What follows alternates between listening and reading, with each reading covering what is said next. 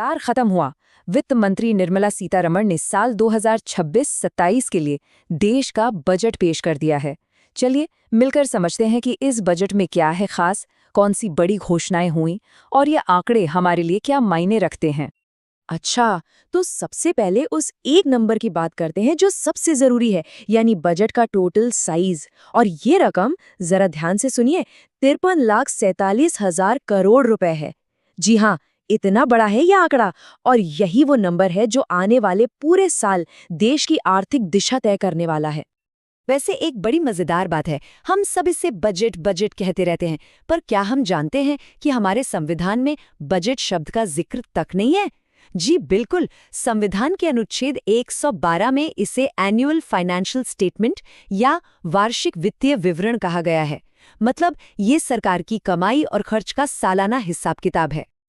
तो ठीक है, बजट का साइज तो पता चल गया, पर अब सवाल ये उठता है कि इतना सारा पैसा आखिर सरकार के पास आता कहाँ से है? ये पहला और सबसे बुनियादी सवाल है।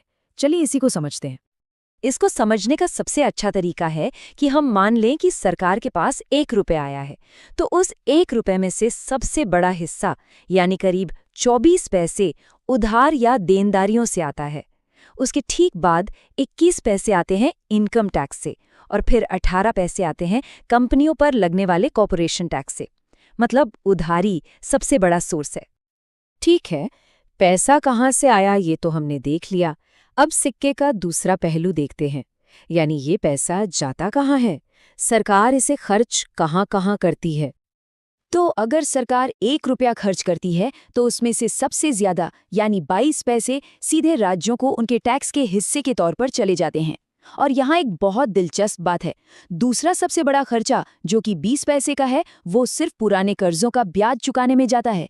सोचिए, जो उधार हमारी कमाई का सबसे बड़ा जरिया है, उसी का ब्याज चुकाना हमारा दूसरा सबसे बड़ा खर्चा भी है। तो आमदनी और खर्च का हिसाब किताब तो देख लिया, अब बारी है देश की आर्थिक सेहत का हाल जानने की, एक तरह का फाइनेंशियल हेल्थ चेकअप। और इसके लिए सबसे जरूरी इंडिकेटर होता है राजकोषीय घाटा या फिस्कल डेफिसिट। आपने भी सुना होगा, जैसे ही बजट आता है टीवी पर, अखबारों में, हर जगह फिस्कल डेफिसिट की बात होने लगती है। पर सवाल ये है कि आखिर ये है क्या और ये इतना जरूरी क्यों है कि सब इसके पीछे पड़ जाते हैं।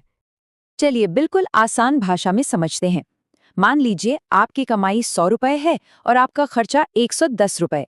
तो ये जो 10 रुपए का गैप है, जिसे पूरा करने के लिए आपको उधार लेना पड़ेगा, बस वही सरकार के मामले में राजकोषीय घाटा है। ये सीधा सीधा बताता है कि सरकार को अपने खर्चे चलाने के लिए कितना और उधार लेने की जरूरत है। तो इस साल के लिए सरकार का टारगेट है कि इस घाटे को जीडीपी के 4.3% तक सीमित रखा जाए। और अच्छी बात यह है कि ये जो टारगेट है वो FRBM एक्ट की तय सीमा 4.5% से भी कम है। इसका सीधा मतलब ये है कि सरकार अपनी चादर देकर पैर पसारने की कोशिश कर रही है, मतलब वित्तीय अनुशासन पर जोर है। तो ये तो हो गई आंकड़ों की बात, लेकिन बजट सिर्फ हिसाब किताब नहीं होता, ये आने वाले कल के लिए देश का एक विजन डॉक्यूमेंट भी होता है। तो चलिए अब देखते हैं कि इस बार विकास का जो रोड मैप तैयार किया गया है वो किन बड़े पिलर्स या स्तंभों पर खड़ा है। सरकार ने ग्रोथ और डेवलपमेंट के लिए एक 6 पिलर स्ट्रैटेजी रखी है। इसमें इकोनॉमिक ग्रोथ को बनाए रखने पर फोकस है, डेवलपमेंट की नींव को और मजबूत करने की बात है, साथ ही आम आदमी को ध्यान में रखकर विकास करने, गवर्नेंस में भरोसा बढ़ाने और बिजनेस करना और जीना दोनों आसान बनाने पर जोर दिया गया है। आप जैसे एजुकेशन सेक्टर को ही ले लीजिए, इसमें कुछ बड़े ऐलान हुए हैं। एक तो ये कि इंडस्ट्रियल कॉरिडोर्स के पास 5 नई यूनिवर्सिटी टाउनशिप बनाई जाएंगी, और दूसरा, लड़कियों को साइंस और टेक्नोलॉजी की फील्ड में आगे लाने के लिए हर जिले के स्टेम इंस्टीट्यूट्स में विमेन हॉस्टल बनाने पर भी जोर है। और हाँ, इंफ्रास्ट्रक्चर पर तो इस बार जबरदस्त फोकस है। एक बहुत बड़ी घोषणा हुई है, देश में 7 नए हाई स्पीड रेल कॉरिडोर बनाए जाएंगे। जरा सोचिए, इससे शहरों के बीच की दूरी कितनी कम हो जाएगी और इकोनॉमी को कितनी तेजी मिलेगी। इस बजट में एक ऐसी नई स्कीम का भी ऐलान हुआ है जिस पर सबकी नजरें हैं। ये एक बहुत ही महत्वाकांक्षी योजना है जिसका लक्ष्य भारत को एक बहुत ही क्रिटिकल ग्लोबल इंडस्ट्री का लीडर बनाना है। और इस योजना का नाम है बायो फार्मा शक्ति। और इसका मकसद बिल्कुल साफ है, भारत को बायोफार्मा सेक्टर में दुनिया का मैन्युफैक्चरिंग हब बनाना। शक्ति, ये जो नाम है ना, इसका भी एक पूरा मतलब है। इसका मतलब है नॉलेज, टेक्नोलॉजी और इनोवेशन के जरिए हेल्थ केयर में तरक्की की रणनीति। तो नाम से ही पूरा विजन क्लियर हो जाता है। और इस मिशन को कामयाब बनाने के लिए सरकार ने पैसों की भी कोई कमी नहीं रखी है। पूरे 1 लाख करोड़ रुपए का एक फंड इसके लिए रखा गया है। ये अमाउंट अपने आप में बताता है कि सरकार इस सेक्टर को लेकर कितनी सीरियस है। चलिए अब फटाफट एक नज़र इस पर भी डाल लेते हैं कि किस बड़े सेक्टर की झोली में कितना पैसा आया है। तो जैसा कि आप देख सकते हैं, सरकार की प्राथमिकताएं बिल्कुल साफ हैं। सबसे ज़्यादा जो पैसा दिया गया है वो है ट्रांसपोर्ट और डिफेंस को। इन दोनों को लगभग बराबर ही मिला है।